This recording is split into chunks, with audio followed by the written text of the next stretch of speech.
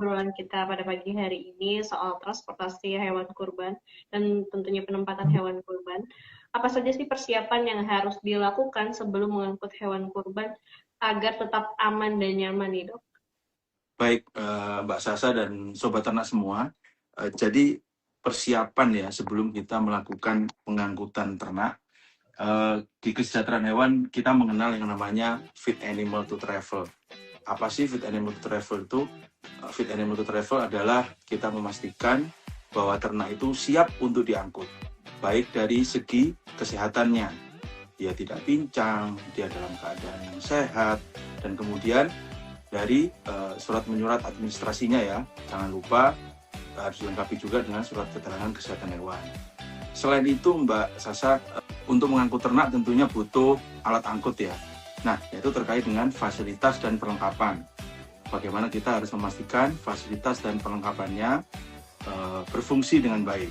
Kemudian ada lagi fasilitas loading atau mengangkut ternak. Ya, mengangkut ternak.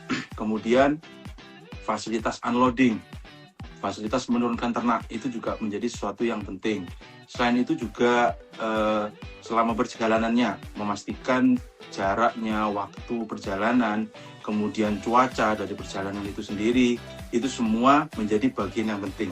Dan yang terakhir adalah pembersihan fasilitas dari alat angkut itu sendiri, agar semuanya selain aman dan juga sehat untuk ternak maupun untuk keselamatan dari pengguna atau supir itu sendiri.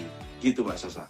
Oke, baik, terima kasih. Nah, dalam hal ini apa sih kriteria tempat penampungan hewan kurban yang ideal dari segi kesehatan dan kenyamanan? Ya, baik. Untuk di fasilitas penampungan ya, artinya kita bilang bahasa awam itu lapak-lapak kurban ya. Nah, untuk di lapak-lapak kurban, kriteria tempat penampungan ya yang ideal dari segi kesehatan yang jelas adalah lokasi Mbak. Ya, lokasi itu yang paling penting. Jadi jangan sampai lokasi itu mengganggu ketertiban umum.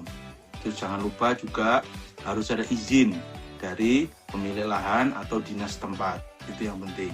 Kemudian dari desain kandang seminimal mungkin diharapkan tidak melukai ya.